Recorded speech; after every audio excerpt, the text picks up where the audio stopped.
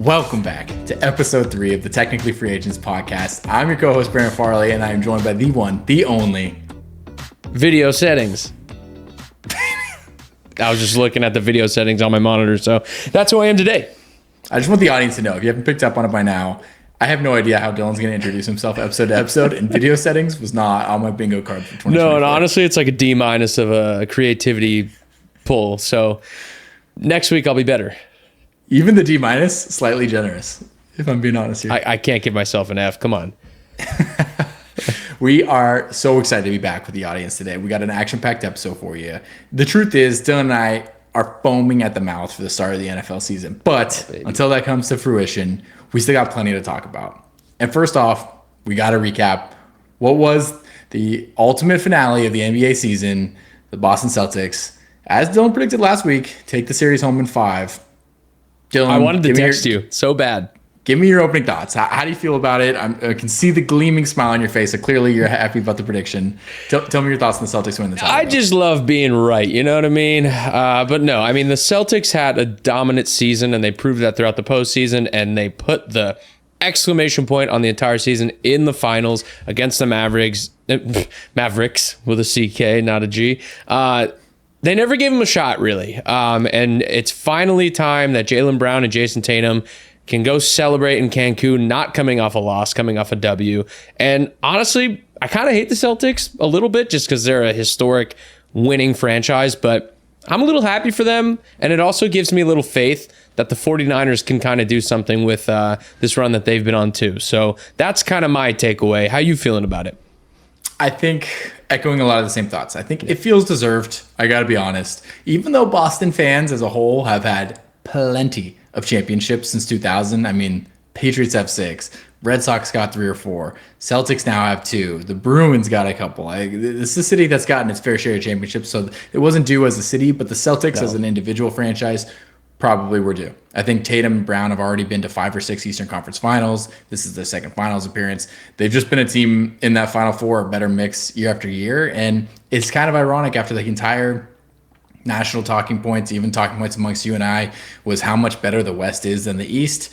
Doesn't matter at the end of the day. It's what's the best team in the East versus the best team in the West. And right now, the best team in the East is much better than the best team in the West because the Celtics looked like they were on another tier, maybe even 2 tiers above the Mavericks after watching that series play out. Right. And that's something we kind of talked about in our first couple of episodes, how dominant the West was and the East was, just lackluster. But we always finish it off by saying the Celtics are likely the best team in the entire playoffs, and they proved it. And just to backtrack here a little bit, talking about Boston as a city winning championships, I saw a crazy stat the other day. It had been 5.5 years since their last championship, and that's the second longest drought in Boston's history.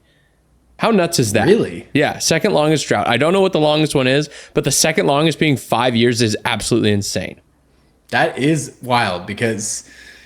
the Red Sox obviously had their 84-plus year drought, whatever it was, the Curse of the Bambino. Yeah. And the Celtics, they had a great run in the 70s and 80s and even before then. But in the 90s, in early 2000s, they didn't have any. So that must be the longest streak right there. I know, but who was winning then? I guess maybe the Bruins won some titles for them, or...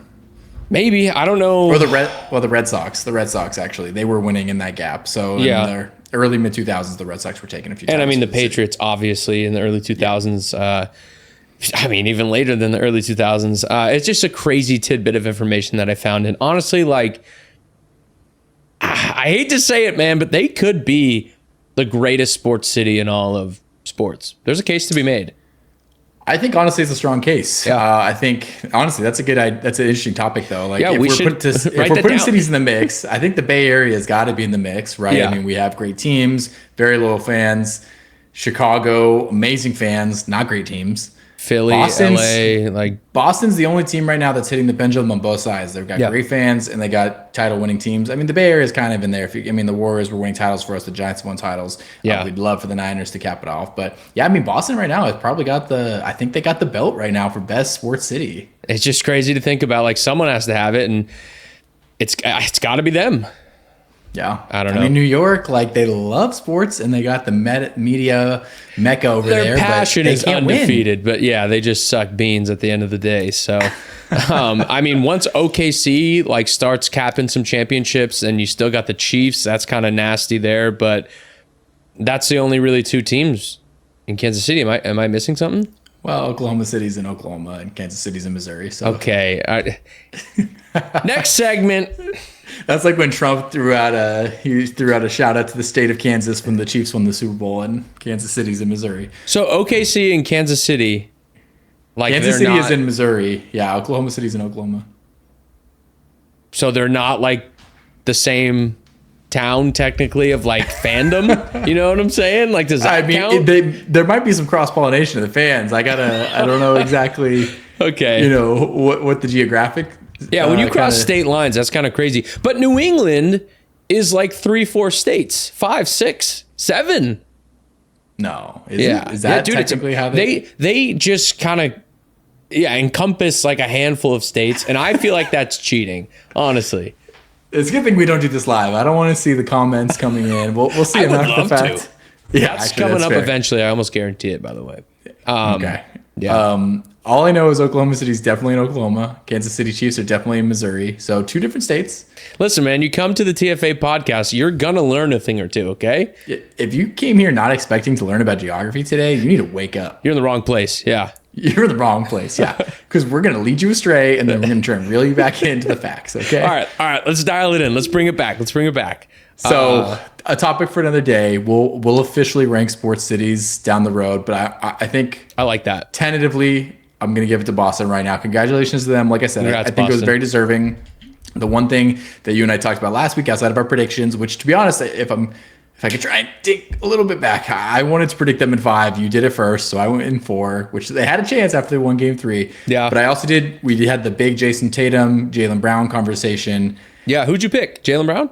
I picked Jaylen Brown. Congratulations. Not a lot has changed, though, to be honest. I think both players played great. I think the stats, if you look at them on the 5-game series, Tatum is slightly better in each of the categories, but I think the award kind of went to Brown because he was more consistent game in, game out, whereas Tatum, like we talked about last week, he kind of has those games where when his shot is off, he just kind of chucks them up and becomes really inefficient, whereas Jaylen Brown just seems like he's just a constant 50+% field goal shooter, plays great defense, can distribute, he's really the full package. He's more well-rounded and more consistent.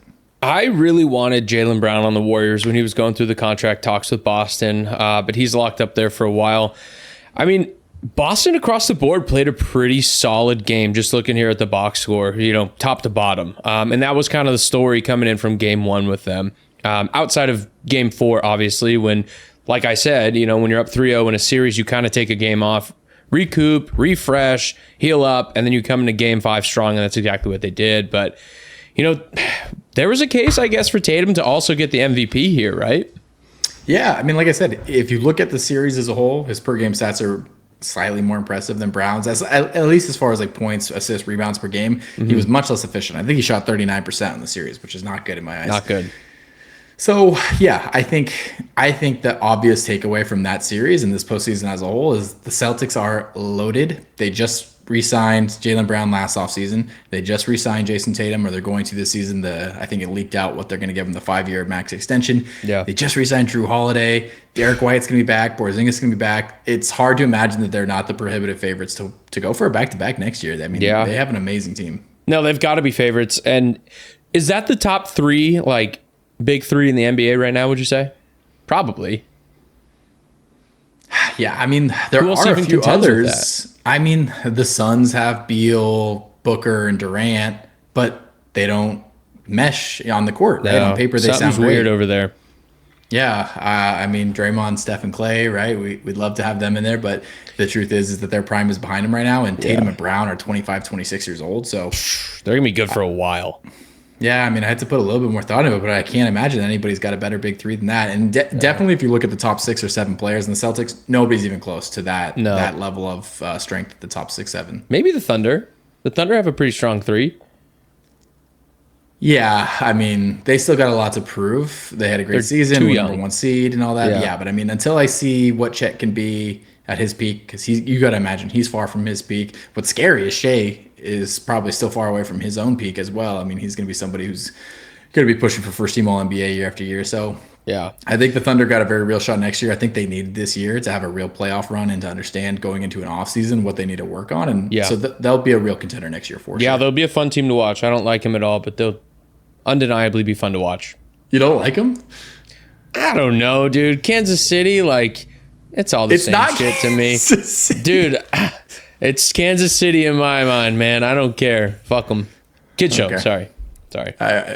Kid show. Sorry. Beep. Yeah. Bleep that out. Jamie, bleep it out.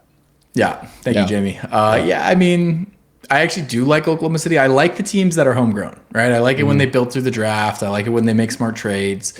Oklahoma City's done it the right way. So I got no reason to root against them. They're definitely not the team I'm going to be rooting for in the West next year because that's obviously going to be the Warriors, which I did want to ask you. This offseason's got a lot to shake out. We haven't seen the start of free agency. We haven't had the NBA draft yet. As it stands right now, if nothing changed on any team's roster in the whole league, what do you think the Warriors season next year looks like? I think almost identical to this season. I mean, I wanted to believe last year that they were a team that could make a playoff push, but they just fizzled out and they're too old and they're missing that one piece that just makes it all click. And I think that one piece, well, that wasn't really a question, but I'm kind of diving into my own little branch here. I think the piece has to be Jimmy Buckets or Kevin Durant coming back to the Bay Area, man. I know we talked a little bit off camera and you don't like that idea, and I think I know why, because you're obsessed and in love with Kuminga, and he would be the chip that has to go in that trade. Why don't you break that down for me? For Durant, I'm in. Butler, no. Butler just, to me, way too injury prone. He's definitely at the tail end of his prime years. Less so than Butler, for sure. And KD being 6'11", like, he fills an actual void in our lineup, which is height and length. Yeah. Jimmy Butler, I don't know what his height is, 6'6", 6'7", but yeah, I think so. I don't know. He's missing most of the season. The fact that the Heat are even considering shopping him is kind of symbolic of his personality. I just can't see Jimmy Butler's personality meshing with the Warriors. He's got that alpha, I'm the guy, kind of F the team chemistry kind of attitude, which, again, has worked for him, has worked for the Heat. I don't dislike Jimmy Butler. I just don't see him as a good fit for the Warriors at all. But the rumors are circling, and it seems like there's some buzz to it. So yeah, maybe the Warriors know better than I do. Maybe he would be a good fit, and maybe they're really thinking about it. I don't see that. Durant, I do see. And like you mentioned, I would be devastated to see Kuminga go. I hope there's a way to do something where that doesn't happen. Yeah. It's hard for me. That's hard for me. I mean, I would hate to see Kuminga go, but, you know, I got to write Warriors here in the title. That was an ES. That's still an ES. Here we go. You're trading Kuminga for Jimmy Butler straight up? I mean, I don't think that would even be enough to get him, to be honest. I don't either. You would have to throw in some draft picks. But like you said, I am absolutely Team KD in that situation. I am of the belief that Kevin Durant deserves a statue built at Chase Center. He was that important to our championship runs. He could have built a three-peat, but he got hurt. I mean, what's the argument against it? You know, you play basketball to win championships, and he did that for us 2 out of 3 times. 3 seasons? You think 3 seasons is enough? Dude, you have guys come to your franchise for 15 years and win you one title, and they get it like a statue, and they're thrown in the Team Hall of Fame just because they played well throughout those 15 seasons, but they only brought you one chip. KD did that twice. You know what I mean? There's an argument there. To me, the championship is everything, right? That's what you want. Yes. I should take that back. The championship is the end-all, be-all goal. Yeah. And that's the most valuable asset to me as far as like my team. But it's not everything. And to be honest, you know, I always have this mental debate when teams and media folks are talking about how a team needs to trade all their future assets and go all in on this season. And I have this debate all the time in my head. I'm like, would I trade one championship season for a follow-up of 8 to 10 painfully bad seasons? You know, so to me, I think there's a lot of value that doesn't get talked about in the media about just sustained good team, you know, like just being good year over year, being in the mix, going to the playoffs, right? Like, to me, there's a longevity factor that's really important. So for me, I don't think KD does deserve a statue with the Warriors. Now, if he came back, he does it again. Then we're talking. Now we're cooking with gas, right? Yeah. But I don't know. For me, 3 seasons, you know, 2 chips. Don't get me wrong. Love KD. He was amazing for the Warriors. He was the best player on the team. Sorry to say it when he was here. Fully agree. But it's and hard. He won Finals MVP in those years too, man. Like, it just feels. I get your reasoning, but like the end-all, be-all goal, as you said, is championships. He did that twice, and he won Finals MVP twice. He was the reason why we were that dominant. We were already good as we saw 2015, 2016, but he just made us elevate to that like all-time roster. But to get back to it, I think the Warriors need to capitalize right now on Steph's age.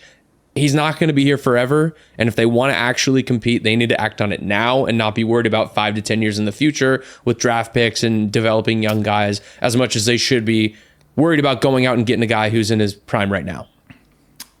I think that's a great counterpoint because you're right. This is probably the only time in my fandom where I would sacrifice an extended future of sucking for the right now. And I think Steph is worthy of that 1 to 2 more shots. I mean, the difference when you go from 4 rings to 5 and then potentially 6, I mean, big. That's really big as far as your legacy goes, especially with, just the rest of the team, Kerr being part of it, Draymond being part of it, which actually leads me nicely to the next thing I was going to ask you about. Do you think Klay Thompson's on this Warriors team next year? Man, I would love it, and it would just feel so wrong to get rid of Klay Thompson. I think basically no matter what he asked for, we should consider just because of what he's done for the team. But you got to be realistic about his ability these days. It's just not there. He's not who he used to be. But you got to find that middle spot, the sweet, ground, if you will, where you can afford to pay him.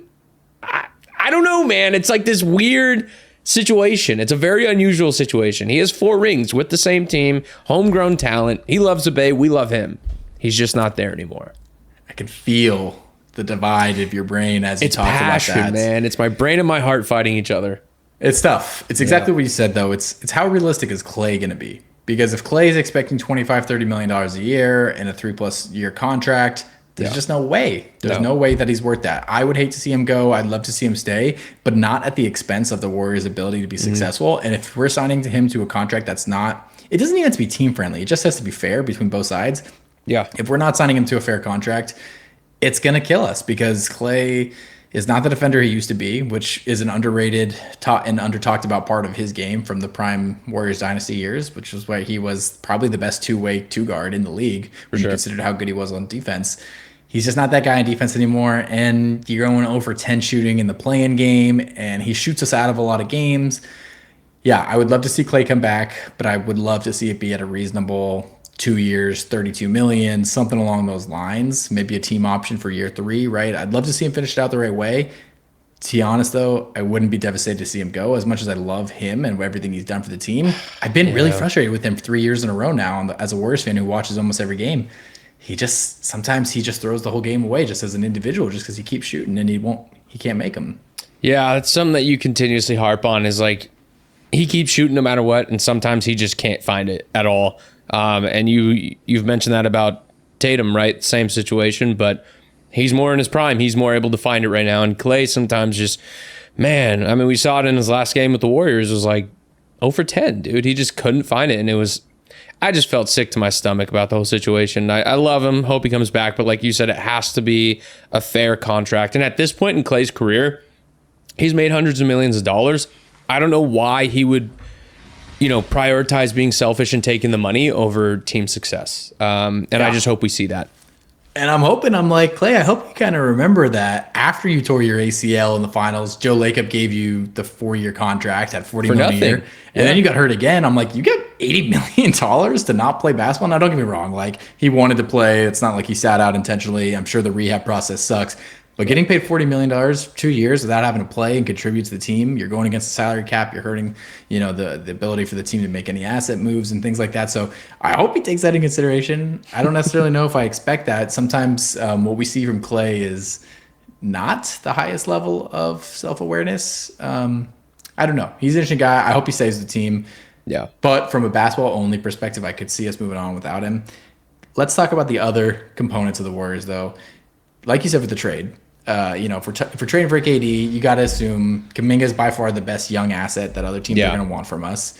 Other assets, I hate to say it, I'd happily get rid of Kevon Looney if it was to get something really valuable back. I heard we're cutting him. We are cutting him? I heard we're going to cut Looney. It's not certain yet, but a lot of people were tweeting about it the other day, and makes sense, honestly. I mean, he could barely play last year. He could barely run up and down the court. Yeah, he was slow. He was our 3rd best center, and one of those guys was the 57th pick in the draft with Trace Jackson Davis and Saric. I mean, Looney, you always expect it with the big guys, right? Especially the big guys who aren't like the superstar elites. You expect them to fade. It felt like Looney faded pretty quickly last year.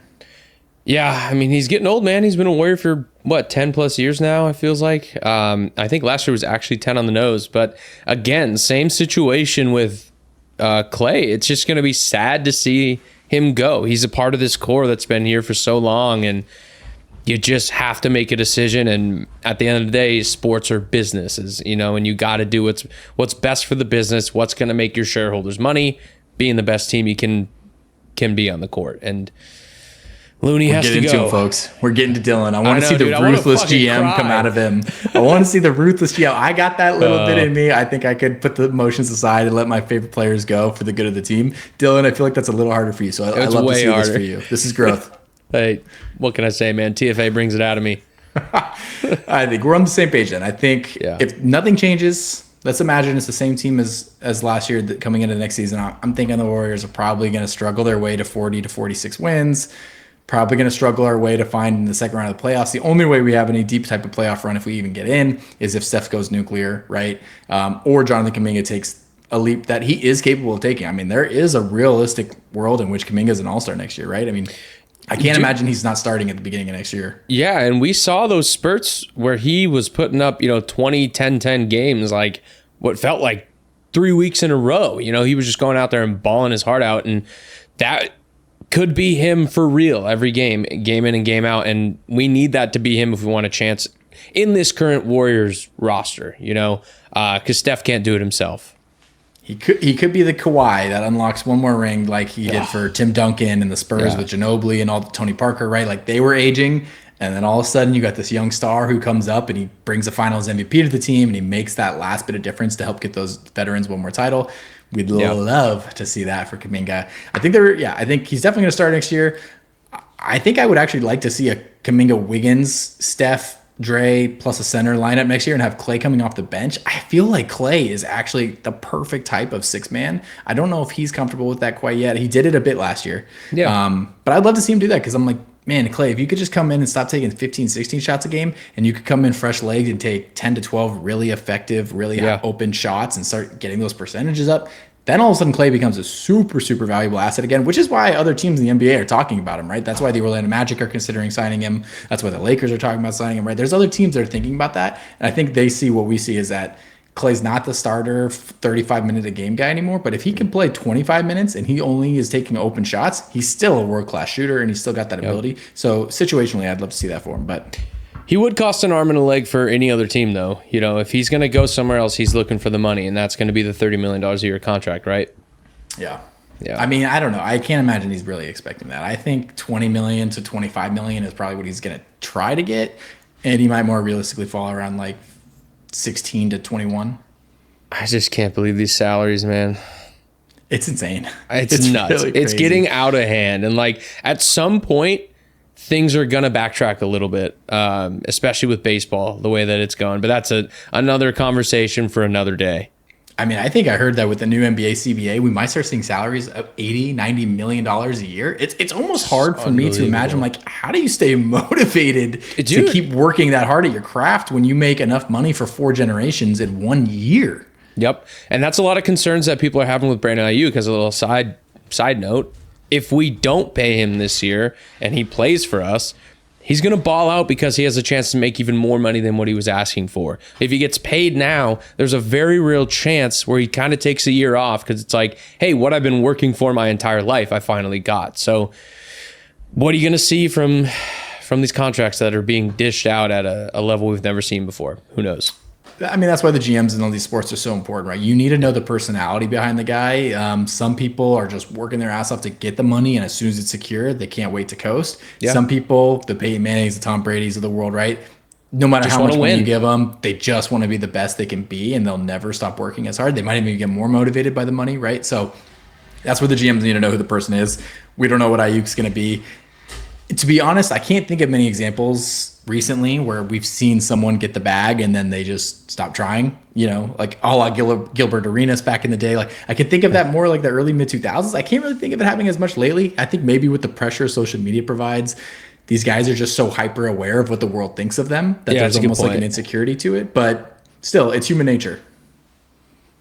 Yeah, I mean, the first person that kind of comes to mind is Jay Cutler, but like he's not very recent. But he was terrible, man, like so bad. He was like the first guy to get that like $180 million contract or whatever the crazy number was at the time, and just absolutely blew it. What was that crazy stat we saw? There's no wide receiver in Bears history that has like over 5,000 yards or 10,000 yards or something. Oh, yeah. I mean, their It's quarterback and unbelievable. receiver history is atrocious for, I think, one of the oldest franchises in the NFL. Yeah, yeah. It's like That's, them and the Packers. That's a bummer. Yeah. But that's a good pivot point because we wanted to dive in a little bit to the NFL. There's not a Yes. lot of updates right now, so there's not a ton to talk about. But we did hear some interesting notes. Hard Knocks got revealed. This year, they're actually going to pivot and they're going to do something with the entire AFC North, which I thought was interesting, following the Bengals, the Steelers, the Browns, and the Ravens. And to be honest, I think over the last 15 years, the AFC North has hands down been the best, most consistently competitive division in football. Now, year over year, they're not the best division every year, but over that stretch, they just feel like they're always good. There's at least 2 really solid teams, sometimes 3 in that division. The Steelers feel like they're always good. The Ravens feel like they're always good. And then the Bengals or Browns are kind of taking their turns every other year being good. What are your thoughts on that format, though? What do you think about the new Hard Knocks format? Well, so there's a handful of things that they're doing, and I just think it's too much because the offseason, they're doing the New York Giants. The training camp, they're doing the Chicago Bears. And then the in-season is the one that you mentioned with the entire AFC North, which it just feels like they're kind of overdoing it now. They saw the success. It's blown up, going crazy, and they're kind of just capitalize on it, which I get it. Business perspective, business mind. Come on, man. Stand on your business. Yeah, dude. I think the real allure of Hard Knocks is the drought that we've had of football for this offseason, and it's the first taste of it that we get, and everyone wants to see it. Doesn't matter what it is. People just love to tune in. And I mean, I know personally, I don't watch the in-season Hard Knocks because I don't care. I have my own team that I'm stressing about 24 hours a day. But the whole AFC North, that's kind of cool. That's a little bit more than what they've been doing for the in-season. So I still don't think I'll watch it, but maybe. Yeah, I think, thank you for correcting me. I forgot. You're right. The Giants are the training camp this season, right? You said Bears are the training camp. Bears. And the Giants are the off OTAs? season. Yeah, so the Giants that's are the offseason, which, have we seen that before? Has that No, been that's a thing? also a new thing. So they're doing 3 different versions. Now, I would love to see footage of the war room. Like, I would love to see draft day from an NFL GM's perspective. So if you're showing me that kind of stuff, really cool. If you're showing me like negotiations with an agent on contracts and extensions, really cool. Trade talks, really cool. I don't care about minicamp OTAs for the rookies for the New York Giants. Don't care. No. I don't know what else they're going to show us in the OTAs. Like, they're going to give us like new special teams coordinator 20-minute segment. Like, I don't care. I don't care who that guy is, man. Yeah, we should be frank. Now, the Bears are a really interesting Hard Knocks team. Yeah. And actually, that's interesting because I thought I had remembered that there was some type of rule that rookie quarterbacks, if your team has a rookie quarterback, they were ineligible to be on Hard Knocks or something along those lines. Oh, Clearly, really? I'm mistaken. Clearly, I'm mistaken, though, because obviously Caleb Williams, #1 pick, is going to be a very interesting topic of conversation during Hard Knocks, and people are going to be nitpicking every single throw he makes and every single potentially dumb comment he makes. I will never forget when Jared Goff on Hard Knocks didn't know if the sun rose in the east or the west. I was like, I thought he was a bust immediately when I saw that. I was like, oh my God, he's an idiot. This guy's an idiot. I was like, how do you go your whole life without knowing the sun rises in the east? Like, what do you think there's time in zones? California too, dude. He should know this. Like, it blew my mind. I literally wrote him off. I was like, he's a bust. I can't believe. Yeah. And I thought he was good until that moment. Now he's back. So he's still pretty good. Yeah, I will no longer hold time zones or any of that against players. But I think that's the fear with these teams when they take a rookie quarterback and you put them on Hard Knocks, because now the whole country's dissecting every comment they make that makes the edit, every bad throw. As a rookie quarterback, my goodness, man, that's so much pressure. And the Bears are one of the teams that's going to be under the biggest microscope all season. They spent so much money this offseason acquiring, these old veterans that are, still at the tail end of their prime, and now they have all these great rookies, like you said. They got Keenan Allen, they got DeAndre Swift now, and then they have Rome Odunze too, dude. The wide receiver from Washington, he's an animal. They're going to be an interesting watch for sure. I still don't think they're going to be that good. It's very rare for a rookie quarterback to come in and start dominating from the jump. But if anyone's going to do it, it's a guy like Caleb Williams. I think he has the intangibles that you just can't teach. He just does it. He makes plays. I don't know. We'll see. I've been torn every year, literally for 15 years straight, where I'm like, I would love to have the Niners on Hard Knocks if only I could watch it. I don't want the rest of the country seeing it because it just seems like there's too much for scrutiny. There's too much attention. And the Hard Knocks teams just never do well. And I feel like at this point, the data's there. Like I'm even trying to think of the best season that any team that's on Hard Knocks has ever had. It's usually grim. So I was like, I would love to see the behind the scenes from the Niners perspective for me, but I don't want other teams. I don't want other coaches, and I don't want other fans. Just send it to my email real quick. Just me, you know. No, I feel the same way. I'd love to get that inside scoop on the 49ers. You know, the 49ers do have their own little side thing that they post where it's like kind of like a knockoff of Hard Knocks, but Hard Knocks just does it right, man. Their production quality, the audio, the music, the guy who narrates the whole thing just has that voice that's just crisp and great.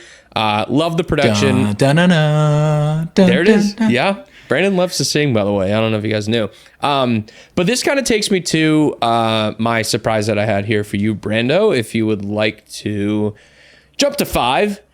I want to look at the season schedule that we got on the docket for week 1, and I want you to go through and pick your winner for each matchup. Ooh, okay. Well, first off, the first thing that jumps at my eyes on this is that beautiful Niners Monday night game versus the Jets at home. You know we'll be there. Can't wait for that one. But this is a good exercise here. Obviously, things will change, but we basically know 90% of what these teams are going to be by kickoff next year. That is a hell of a season opener, by the way. Ravens, Chiefs in Kansas City. About as good as it gets. I mean, that one is almost a coin flip, but you got to lean Chiefs there. So I'm going to go Chiefs. I'm definitely going Steelers. I just don't like what the Falcons are doing, what they build. Now, granted, I kind of forgot they have Kirk Cousins. I'm still going to go. You can change your mind. I know. They got Russell Wilson. No, I'm going to go with the Steelers. Mike Tomlin's a great coach. Russell Wilson's a good quarterback. I don't like what the Titans are doing right now. They're in full rebuild mode. So we're going to give the Bears and Caleb Williams a first win. Wow. Bears winning week 1 would be really big. If the Titans had kept Vrabel, I might have gone Titans there. I don't know why they got rid of him. He was one of the best coaches in the league. But the Titans do have Will Levis. They just signed Tony Pollard. I mean, they got a couple guys, man. I don't know. Yeah, I feel like they're a lost Will Levis hasn't convinced me yet. Tony Pollard, he bummed me out in fantasy last year. I'm going Bears. Okay. I think we're going to go Texans. Surprise playoff team last year. You're going to expect Stroud to get better. First year head coach, D'Amico Ryans, he's going to get better. Definitely going Saints in the next one, even though I think both these teams kind of suck. But the Panthers were so bad last year. I think the Panthers will actually take a big leap in this season. I would love to see Bryce Young take a leap. I think he's a good guy. He's good, man. It's just so hard when you see how small he is in the field. It is tough. But when you talk, like I was just talking about, the intangibles of a quarterback, Bryce Young is a guy that has the intangibles that can escape, and he's slippery, and he can make downfield passes. He just has that it factor. It just hasn't developed at the higher level. That's all. That's my opinion. He's far from being ruled out as a bust in my eyes. Yes. I'd love to see what he becomes. I fear that he won't be able to dice teams up from inside the pocket with that height. That's my concern with him. Drew Brees, but yeah, I agree. It'll be tough. Yeah, I'm going to go Chargers here. Quarterback and head coach combo, just much stronger than the Raiders. I think the Raiders actually have an okay team, but Herbert, Harbaugh, I'm taking that over who? Aiden O'Connell or who's the other quarterback they have for the Raiders? I don't even know, dude. Exactly. So yeah, I'm going to go there. Cowboys, Browns. That's a great matchup. That's a good week 1. Yeah. That's a tough one. I'm going to go I'm going to go Browns here. Wow. I would have gone Cowboys, but I think the Cowboys are probably the favorite. I'm going to go Browns though. Browns have a really good defense. Stellar front seven. Really good. And a great coach. I really like Kevin Stefanski. I think he's probably the second best run game coordinator in the league behind Shanahan. Mm-hmm. This is another tough one here. Lions and Rams. Now we are not going in time order. I just want to point that out, but I think that's okay. We can just go down. Okay. I think our audience can follow the vertical here. Yes. I'm going to go Lions. I think so. I don't want to overthink it. The playoff team. Great coach, great system. I love the Lions and Rams matchup too, by the way, because of the little Jared Goff situation. And they played in the playoffs last year, dude. That was a sick game, by the way. Yeah, it was. I really like Dan Campbell for the Lions. I really like Goff.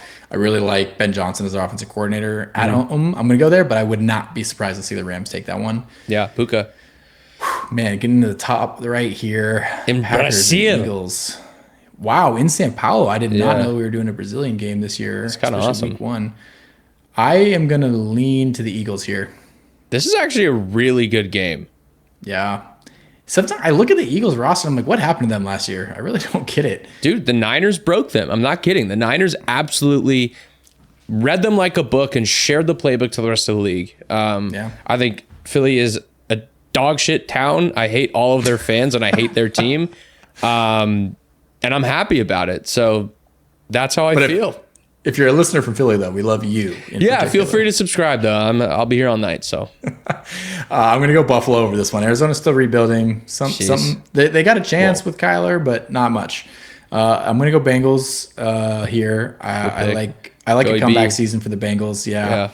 I'm going to go Dolphins here. Okay, that feels right. Strong team at home. Jags are not bad, though, and I like that extension to Trevor Lawrence. I don't get why the whole media is down on Trevor Lawrence. That's a conversation I'd love to have with you, but let's finish these. Let's break that down. All right, then I'm going to go... This is actually an interesting matchup. Yeah, two bad teams. Yeah, pretty much. There's no... Who's the best player in this matchup? JJ. Yeah, Justin Jefferson and Malik Neighbors probably on the Giants, but Daniel Jones versus JJ McCarthy. You know how I feel about JJ McCarthy. I do not think he is an NFL-ready quarterback, so... I am going to go Vikings here. Just more consistency on the head coach and person. I don't know. Those are two bad teams. I know. They're two bad teams. I could be wrong on that one for sure. I'm going to go Denver here. I think Seattle, bad karma for firing Pete Carroll. Is that what came out? They fired him? Well, I don't know. I mean, usually part of ways, right? Like, I feel like that's what you do when you respect someone too much to fire them. It's a nice way to do it. Yeah. Yeah. Here I'm going to go Bucks, just because James McDaniels, I don't know, rookie quarterback scares me. Those are two average or below average teams. Also, and then definitely San Francisco here. Oh, I thought you were gonna go Jets. Are you kidding me? Come on, dude. I think that game's not even gonna be close. I think the Niners beat them by like 14-24, somewhere in that range. 2-score ball game at least. You know, Aaron Rodgers hates that as his first game back from the Achilles tear. Yeah, and I've said it before and I'll say it again. Leonard Floyd, the defensive end for the 49ers, was also on the Bills last year, week 1 of Monday Night Football, and he tore Aaron Rodgers' Achilles. He might do it again. I'm not wishing for it. I'm not hoping for it. But if he did, that just would be the craziest coincidence, and it probably would end Aaron Rodgers' career. Definitely. I think if you're going back-to-back games with the torn Achilles at his age, probably toast here. The one thing that scares me about this list here, is a lot of home team favorites. I feel like the split is never this one-sided. But we're going to stick with our picks. Yeah, we'll see. So smile for the camera. We're going to screenshot it, and this is going to be your prediction for week 1. We'll come back to it. Where do you differ? What picks would you have done differently here? I think this is right. This is right. Bears, I don't know. I could see the Titans winning that game, but if the Bears turn out how everyone's expecting them to be, then they roll that game. Here, I mean, the Texans are just too good. The Colts start slow anyway, but I don't think the Colts are objectively a bad team. Here, do you like Anthony Richardson? Do you think he's going to be a good quarterback? I do. I think he's really good. I think he's an extremely good dual threat quarterback. And honestly, I forgot about him. You know, he got that really unfortunate injury early in the season last year. He was balling. He was balling out, and I just hope to see him succeed. I hate to see a young guy like that with so much talent just whittle away with injuries early on. But yeah, I think Texans. I think Saints is the right call. Chargers, Raiders. Again, it could go either way. It could go either way. The Raiders have a really good roster. But the Chargers, man, I mean, Justin Herbert's ceiling is still super high. Browns, Cowboys. I honestly want to pick the Cowboys, but the Cowboys always find a way to blow it. So really could go either way. I just think their offense outweighs the Cleveland Browns defense. Lions, I think you got it. This is another toss-up. I think they're both kind of fake, phony-ass bullshit teams, especially the Eagles, but, you know, could go either way. I guess the Eagles are fine. Yeah, I'm seeing people ranking Jordan Love really high. I'm seeing some big talk about him this offseason. It's the most ridiculous shit in the world. The people that are hyping up Jordan Love and hyping up the Packers to be this amazing team. Must I remind you they went 9-8 last season? Must I remind you that Jordan Love was average for like 8 games? I'm just saying, man, the Niners almost losing to them is going to their heads, and I don't think they're as good as they think at all. Yeah. I think that playoff game against us is raising people's expectations, even though Jordan Love threw an ugly pick in that game. I think the one fear of Brock Purdy I still have is he doesn't do well with the wet ball. That was a wet game against the Packers. Small hands. Yep. Yeah. But yeah, then Bills, obviously. I think Bengals are obvious. I think Dolphins are obvious. Here, could go either way. And yeah, I don't know. I guess I'll pick Vikings with you. This one I could also see going either way. They're both pretty bad teams, but I think the Broncos might have something there with Bo Nix. Who's even? Bo Nix. I was like, who's the Broncos quarterback? I don't even remember. Bo, dude. Bo is basically a NFL veteran at this age. I'm hearing he's getting some offseason hype. Sean Payton I said like him. Some big praise. Here, I'm definitely going Bucks with you, and here I'm definitely going the 49ers. So, a couple things different, but I think it's a pretty good pick. Well done. Okay, well, save your praise. We'll see how bad this gets in about 3 months. Yeah. Did you like that surprise? It was great. It's great content. Great. Yeah. I hope the fans liked it. Like and subscribe. Yeah. Fuck yeah.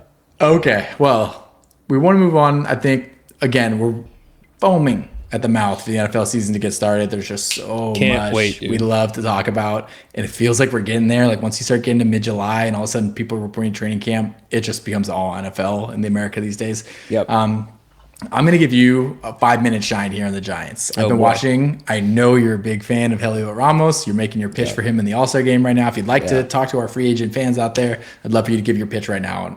Give me the Giants update and then give me your Ramos All-Star game update. Well, I mean, the Giants are playing okay. I mean, that's kind of been the story all season. They've been a lot of ups and downs. They just came off of a series with the Texas teams where they took 4 of 6, and then they moved to the Angels where they had a couple of unfortunate losses. Went 1 of 3 in that series, and then they did the same thing today again in Chicago with the Cubs.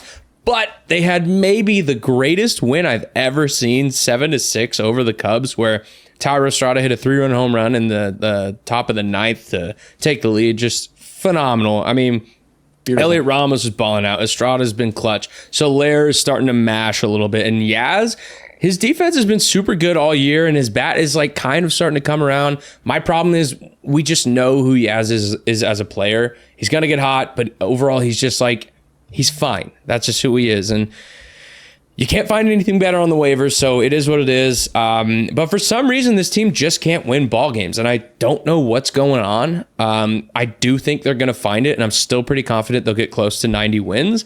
I think the second half 90? pitching... Yeah, I do. I do think they'll get close to 90 wins. I think this second half pitching, when they get back Alex Cobb, they get Robbie Ray back, they get Blake Snell kind of getting it going, Logan Webb's doing his thing, Kyle Harrison's back from the IL, and the bullpen starts getting it together a little bit.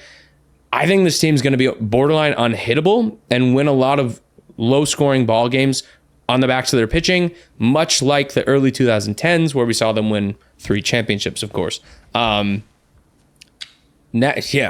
Love that. Now on to Elliot Ramos, dude. The guy has been sensational. He's out of his mind. He's out of his mind, dude. I'm going to pull up his stats here so the whole world can see it, but he's playing like an all-star. Right now, he has a 2.6 WAR on the season. You can see his stats right here. I'll even zoom in for the fans. I mean... Come on, dude. 9 home runs in 37 games, batting .319 with an OPS of .954. He's starting to be a qualified hitter, so you're seeing his name show up on a lot of leaderboards. Sure, it's only 37 games. It's a small sample size, but this is a guy who has been a top 100 prospect for the past 3, 4, 5 years, whatever it is, and he's finally developing into the player we always thought he could be. And I think he is legit the next Giants star, homegrown star, much like we saw with Buster Posey, much like we saw with Brandon Crawford, Madison Bumgarner, and those likes. So I'm really high on him. I think what he's doing right now, of course, we're going to see a little bit of a regression, but I could totally see him as a player that hovers around 280, 290 as a career hitter with 25 plus bombs a season. Yeah, I mean, he's a complete stud. I mean, 37 games played and 45 hits. Like, that's unbelievable. That's what you want to see. Yeah. So it's just great to see him coming around, and 17 walks too, dude. He's seeing a lot of pitches. I don't know what the math is here. 46 out of 141. Can you do that math for me, Brandon? Because that's his strikeout clip. Whoa, what are you? Strikeouts per at bat? No, yeah. So how often does he strike out per at bat? If you're anywhere towards 30, that's bad. 28%. Is that 28? I don't know. Well, Okay, well, 1 out of 4 would be 1 out of 160. And I don't know. yeah, Brennan's not that good at math. But yeah, I'm just a big fan of the guy. I think he's got a long career ahead of him in San Francisco, and he's going to demand a big contract eventually. So that's my spiel. Thanks for coming to my TED Talk. Is it 46 strikeouts and 146 at bats? 146, 141. Yeah, you're not going to like this. It's 32.6%. That's not good. That's not good. Yeah, so if we go to his baseball reference page, let's see what we see. I've never typed a name in right there. What? Wait, what the hell's going on? I'm at Baseball Savant. No, you're on Baseball Reference. Yeah, no, I meant to go to Baseball Savant. Oh. And then we go to Ramos. Stand by, please, everybody. What do you see here? He's in the bottom 12 in whiff percentage and K percentage, so that's not good. We love the long bars to the right, though. They take into account plate appearances, not just at bats, because walks obviously count in that category. So it's only 28%. He's got to clean that up a little bit, but I mean, first year in the bigs, right? Like you're getting used to this pitching for the first time. I expect strikeouts to be. He's had his cup of coffee, but yeah, this is his first time where he's like, all right, you're here and you're going to stay here for a long time. Yeah. A lot of red on this chart. I love seeing the power display on that chart being left, center, and right. All right. I think, especially with right-handed hitters, you just don't see a lot of them taking home runs to right field, right center field. Yeah. I think that's a really great sign of like a smooth, consistent swing is if you can have power to the opposite side of the field as a right-handed hitter. That's what they said to Barry Bonds when he was coming up. They said, anyone can hit a home run to their pull side. Let me see you do it oppo. And he knocked like 5 in a row out in batting practice to the other side of the field. Greatest hitter ever. Also, do want to take a minute. I want to take a minute to shout out the one, the only, the late, great Willie Mays. I was devastated when I heard about it. I know he's old, 93, but like Bay Area legend, an international icon to some degree who transcended the game of baseball. And it's just really sad to see a legend like that go, but lived a great life, had stats no one's ever seen before, basically, and has a real case for being the greatest of all time, and hats to his family. Yeah, I mean, absolutely hats off to Willie Mays' career. He's also just seemed like a stand-up guy his whole life. I mean, he's been showing up to Giants games even into his elderly years. I actually once got into an elevator with Willie Mays at a Giants game. Oh, my God. Yeah. That's so cool. He did look very old and frail, though, and that was about 8 years ago. So very frail. I'm happy for him that he got a lot extra years into life. I mean, unbelievable player. Definitely one of the greatest baseball players of all time, possibly the greatest center fielder of all time.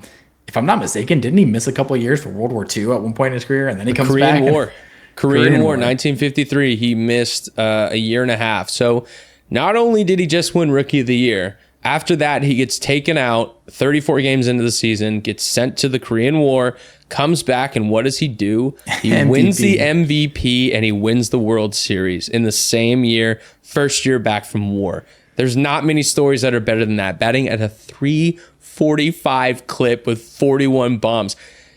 I mean, look at these finishes. This is like a 10, 12-year run here where he was either first or sixth in MVP voting or somewhere in between, like every year. I mean, so this was a guy who was not just like generally considered top 5 player in the league. He performed and produced at a top 5 player in the league every year for about 12 plus years straight.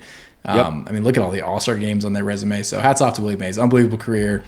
Unbelievable Giant. Probably second best Giant of all time after Bonds. I mean, there's a case. You could flip that case. There's a case to be made. I saw a really good article today, and it was about Willie Mays, and it was about hypothetical MVPs. And I just want to share that tab.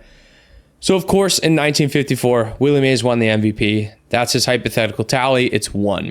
Here, Roy Campanella. The idea back then was that they would give the MVP awards to the team that was winning the pennant, likely to go to the World Series, because winning with the team meant a lot more. But you look at the war, Campanella had a 5.2, Willie Mays had a 9.2. Hypothetical tally is at 2. You go to 56, same story, but they say Don Newcomb could have won.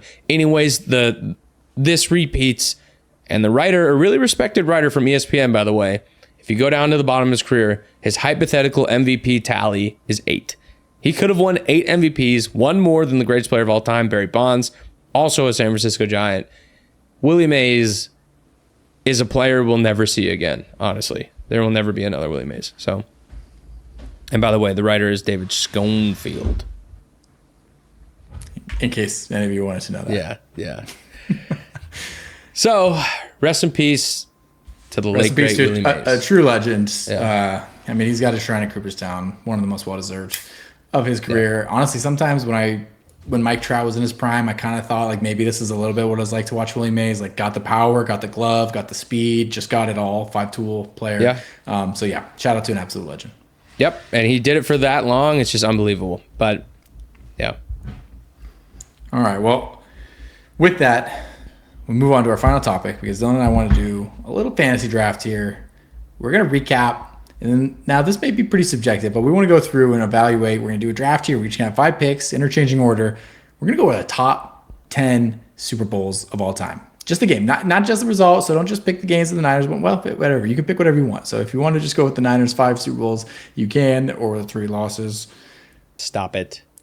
But the theme of this game is just really the games you enjoyed the most, some of the greatest games themselves, and we can go about it and talk about it. So I can't wait to see your picks. I honestly have no idea which ones you're going to take here, and I'm excited to see it. A lot of good choices here. I'm just quickly making a little document for the boys to keep track of our picks. So how do you want to determine who goes first? That's the real question. I got a number written down, okay? It's either a 1 or a 2. If you get it right, you go first, okay? I'm going 2. It was a 1. I can't see that. Look at that. The tiniest little 1. Why would you? Okay. All right. Brandon goes first. I just keep getting the first pick with you. You know what? I almost didn't want the first pick because I feel like my picks are going to be different than yours, so I would have been able to get my value. But that's okay. We'll do a snake draft for now. First pick. Low-key, very underrated Super Bowl. I actually am going to go with the Pittsburgh Steelers, Arizona Cardinals Super Bowl. That was high on my list. Santonio Holmes. 2009. Best catch of Super Bowl history by far. People forget the unbelievable, 70-yard touchdown that Larry Fitzgerald had with 2 minutes to go in the game to take the lead. There's the pick 6 from the Steelers on the last play of the half, 98 yards, all the way across. I mean, that game was... It doesn't get talked about that much, but that game was really, really legendary. No, that game was awesome, and it was so good that it became the Madden cover for the following year. It was the coolest cover they ever had, basically, with Troy Polamalu, Larry Fitzgerald going at each other head-to-head. Madden 2010. It was awesome. With my pick, I'm going to go 2007 Giants-Patriots helmet catch. I think that is one of the greatest Super Bowls there's ever been. Obviously, it's one of the most talked about ever. A little bit of luck, a little bit of drop of Jesus on that ball. That helmet catch was something else. And it drop of Jesus? Is that? You heard it here first, man. Take that home. And that was the season that the Patriots went undefeated, and the Giants said, "Sorry, we're taking the chip." So I'm surprised you didn't pick that one first. To be honest, I considered it, and I think that one has so much allure to it. The undefeated 18-0 Patriots losing, super underdogs with Eli Manning and all that. I look at it, though, from the individual game perspective, it was a little bit of a more boring game. I think it was 17-14 was the final score, so I had it on my list, but I didn't have it in my top section here just because I think the game itself didn't enthrall me like some of these other ones did. I get that. I'm actually, you know what? We're going snake draft. I'm sorry. You have next pick. Snake draft. I got the second one. I'm going to go. I didn't check the year. I think it was the year 2017 Falcons Patriots Julian Edelman catch 28-3. Unbelievable game and a terrible loss for the city of Atlanta. I think it was 2017. Let me just check. That sounds late. It might have been earlier. No, that was right. Fucking sniped it. Okay. Sorry, good show. So yeah, I'm again surprised you didn't pick that one. I think those two are objectively the top 2. So I got my first 2 picks, so I'm happy with that. Okay, I'm happy. Talk to me about with your picks. Who's your second pick? Honestly, though, I thought a lot about the one. Obviously, 28-3. It's Brady's 5th ring. That one's got so much legend to it. So much. It's just mythological almost. But I do vividly remember watching that game and being bored 90% of it because the Falcons were just blowing the Patriots out of the water. So honestly, the first 3 quarters of that game, I actually wasn't enjoying watching it. But the 4th quarter is legendary, painful for the Falcons. Even half of the 3rd. But yeah, I get what you're saying. Yeah, I think it was 4 or 5 minutes left when the Patriots started coming back in the 3rd when they came back. But still a good pick. Obviously, that's one of the most famous games for a good reason. Yeah. I have this next one. A, it was a great game, but B, there was a lot of personal satisfaction to it. So I got to go with the New England Patriots versus the Seattle Seahawks. Oh yeah, Malcolm Butler 2015? on the 1 yard line. That's 2015. Oh, as a diehard Niners fan who was surrounded by Seahawks fans, just seeing them blow it with a chance to go back-to-back rings on the 1 yard line, and they had Marshawn Lynch, who just ran for like 6 beastly yards the play before, and then Russell Wilson throws the pick. Malcolm Butler, to this day, I still feel like I should build a shrine of him. Just so satisfying. That last play, or the play that we're talking about, the Malcolm Butler play, literally brought like a sound out from my diaphragm that I didn't know existed. It's like the loudest I've ever screamed for a non-49ers football game. Phenomenal pick. I respect it. And that game was good the entire game. Is it your pick? It's my pick. Yeah. I got to go with one, not just because it's homegrown, but it was also an amazing game. Super Bowl 23, the San Francisco 49ers versus the Cincinnati Bengals. Yep. The drive, Jerry Rice is Super Bowl MVP, John Taylor with the touchdown at the end. We're pointing out John Candy in the stands going into the last drive. Second time beating the Bengals. Just unbelievable game. Legendary moment for Joe Montana. I love seeing Jerry Rice get the Super Bowl MVP. I think he had over 200 yards receiving in that game, which is just insane. If you look at Jerry Rice's playoff stats and his Super Bowl stats in particular, they're so unreal. They're so unreal. Good. Yeah. No, great pick. That was my 4 seed. 11 play, 92-yard drive. Montana to John Taylor, 10-yard touchdown with 34 seconds left. Not a bad pick at all. My top 5 are off the board. Let's take a look here. I think, even though I think they're a dog shit town, I'm going to go 2018 Eagles Patriots Philly special. Whoops. What do you think about that one? Oh, it was on my list for sure. That game, I mean, electric. The amount of scoring in that game is really absurd when you look back at the stat there was sheet. no defense at all. None. With my next pick, there's a few. I think I know what you're going to pick here, and I think I'm going to make that play. I'm going 2000 Rams Titans with the extension. Yeah, I knew it. It was my next pick. I knew it. Actually, it would have been number 2. It would have definitely been in my next 2 picks. It had to be. Electric game. I was very young, but I have watched the highlights plenty of times. 23-16, and he was, within 1 yard of winning the Super Bowl. You can't even draw a script as good as that. Honestly, it was unbelievable. Rams took it home. So that's my next 2 picks. Who you got here, Brando? All right, that's a solid one. So I got one that I never hear anyone talk about this one, but I remember watching it live, and then when you go back and look at the highlights of it, it lives up to my memory of it. The New England Patriots, Carolina Panthers. This was the nip slip. Oh, you're right. I didn't even give that enough. That's That should have been my number 1 pick. On my board. That was a great game though. 32-29. Yeah. That game was super back and forth. I think my favorite games in any sport, like a huge comeback is great, but I like it better when the entire game is back and forth, and you really have no feel for who's going to win. That game was super back and forth, great offense, a really random Panthers team, Jake Delhomme, Muhsin Muhammad, Steve Smith, right?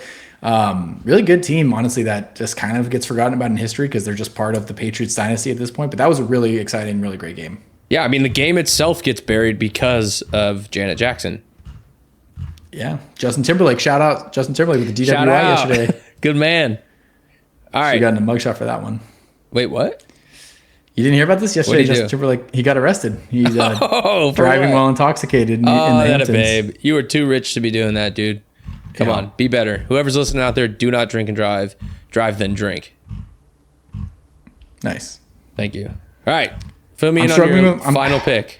I'm struggling with my last one here. I got a couple on my list. I want to pick well. We've gotten all. You know what? It sounds biased, but I'm doing it. I'm taking the Niners over the Broncos in the 1990 Super Bowl. Whoa. Just an absolute slaughter. Wasn't a close game. Wasn't exciting, but it was back-to-back for my Niners. Some of my favorite football highlights of all time are from that game. Montana's got that deep post route to Jerry Rice, and they got that perfect camera angle where it just hits him right in the breadbasket. Great game. Bill Walsh goes out on top. Yeah, you're kind of going against your own model here, though. That's not a good game, like objectively. I made my list with the pure idea of being how good was the actual game. And it's going to kill me to say it, but 2013 Ravens 49ers was an unbelievable football game. It just didn't end the way we wanted. And honestly, that was the one I almost picked, and then I just couldn't do it. I hate that game so much. I hate it so much, but literally, if you're looking at it from an unbiased football fan's perspective, it had it all. It had even more than it all because the whole light situation, it turned off. After that, the Niners offense just rolls. But one of the greatest defenses of all time, maybe not that year, but historically speaking, for a handful of years, the Ravens with Ray Lewis, Ed Reed. For Ray Lewis and Ed Reed to go out on top like that was pretty legendary. Jalen Suggs even. Good-ass team, good-ass football, just... Terrell Suggs. Who's Jalen Suggs? Is that the guy in the Magic? Yeah. That is the basketball guy. Yo, shout out Jalen. No, yeah, Terrell Suggs with the bad teeth. Looked like a real-life wolf. Mixed with a rhino. It's tough. I mean, there's so many ways to go with this list. I honestly, that was probably objectively the game I was going to go with. And then my heart just took over. I was like, I can't do it. That game was so painful. The 3 straight passes to Crabtree, like why? We just couldn't run it with Frank Gore. Same thing as the Seahawks. And then my final one would have been this most recent Super Bowl as well. Yeah. I think from an unbiased perspective, it was unbelievable. Overtime in the Super Bowl. Are you kidding me? I know I've watched the highlights on YouTube once because I was at the game, so I didn't watch it on TV. I kind of need to watch it back again. Like, my memory is almost just too scarred, but I know it was really a great game. No way. Yeah, it was unbelievable, man, and I don't want to talk about it. I know. The stadium was mostly Niners fans, and it felt like we were doing most of the cheering most of that game, so to lose it at the end is pretty devastating. Yeah. Yeah. Well, Dylan, I think it's been another great episode for the free agents here. I wonder if you got any last parting words for our fans here. I know you're playing the part of the video settings guy today. So any final words for the fans you want to go with before we part ways here? I just want to say that sometimes in life, you get where you want to be by being great and doing the job that some people don't want to do. So keep doing that, and you might just land on your feet. That was beautiful. Thanks, dude. Could not have said that any better myself. And with that, we bid you adieu. We can't wait to see you again. Tune in next week. Goodbye! Technically, we are free agents.